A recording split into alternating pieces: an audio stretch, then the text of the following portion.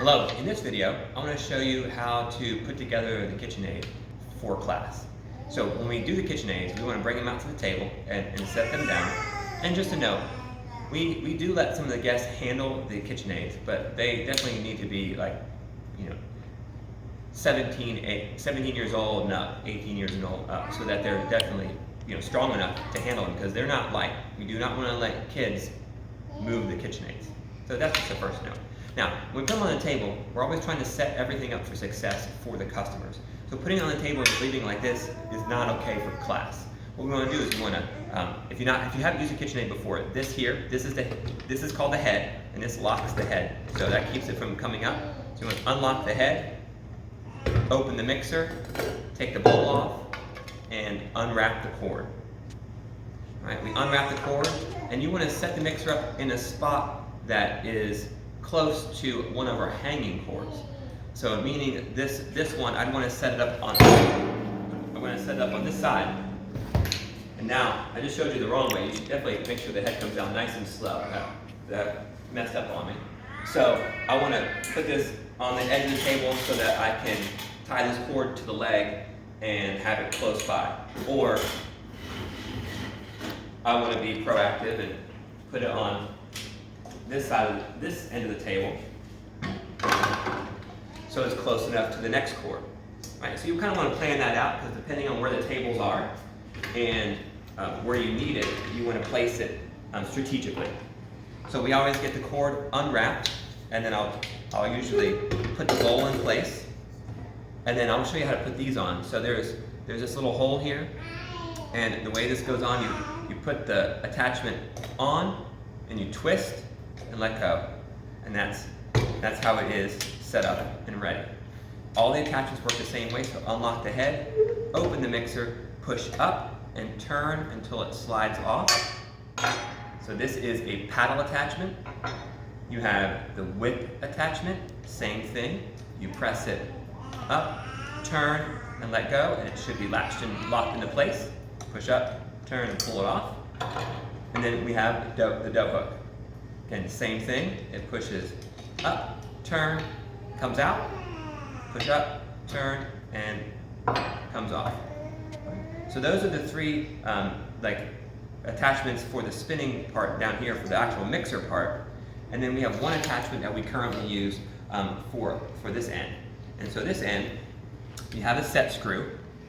And so we need to take the set screw out. And just a note, when we're cleaning these, the set screw needs to stay with the mixer. Don't let this go to the dish room, because it will get lost. So you should sanitize this and let it stay with the mixer. Now, we have our meat grinder. So here's the parts to the meat grinder. You have the cap, the hopper, the screw, the push stick and wrench. You have the blade, and we have the cutting, the die. So we have two different size dies. We typically use the small one. This is the large one. We typically use the small one in class. And so the way this gets put together is you first put the hopper. So you have to make sure the set screw is not in your way. Then you put the hopper in, and there's a little pin here that goes in that little hole. Okay. See how close it is? It's about 1/8 of an inch space, and that's normal, but it shouldn't be any more than that. So once the hopper is in, then you take the screw, and you put the screw in, and most of the time, once you get to here, you have to push it and twist it a little bit more to get it to set a little deeper. And when the screw is in, that's when I tighten down the set screw. So tighten it down nicely. The next piece, you can see the square hole here and the square housing on the end of the screw. So the blade, you can't put it on wrong. There's blades on both sides. So it doesn't matter which side you do it, but it goes on. Stay on there. Then you have the die, and the die has these two pieces that match up with those two grooves. It goes on, and when it goes on, it should be flush or even set back just a little bit. If it's not, that means the screw needs to be pushed in a little bit further. Last thing is the cap. Cap goes on, and then you have your wrench. So the wrench can go on here, tighten it down, and then you can set the push stick in here, and they're ready to use it. Now that's how we use it. We typically use it on speed 6.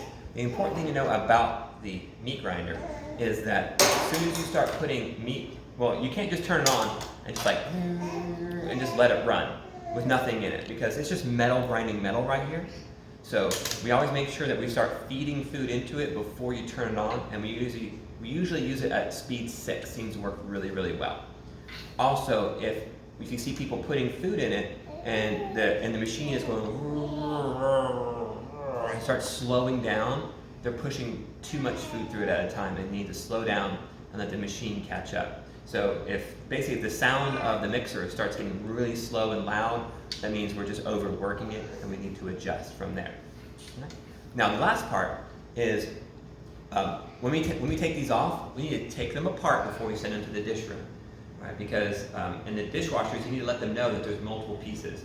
Recently, I found one of these that had not been taken apart, full of food, in the clean bin, and it was full of ground chicken from like a week before. It smelled horrendous. And so we want to avoid that, because just by everyone knowing what happens. So we first undo the set screw, and this thing will wiggle right out, and you can take off the cap. And the easiest way to get all this stuff out is to push this right here. So if you push that, it pushes everything out. All right, and then usually there's some extra meat and things here that you want to take off, and most likely that's just going to go in the trash. And then you have the hopper and all the pieces that get sent to the dish room so that they can get cleaned. I like it best if we take them apart, and even if we take them apart just at the dish room in the bus tub is fine, but that we take them apart so we know it's done, and that you're also setting your dishwasher up for success. So thank you very much.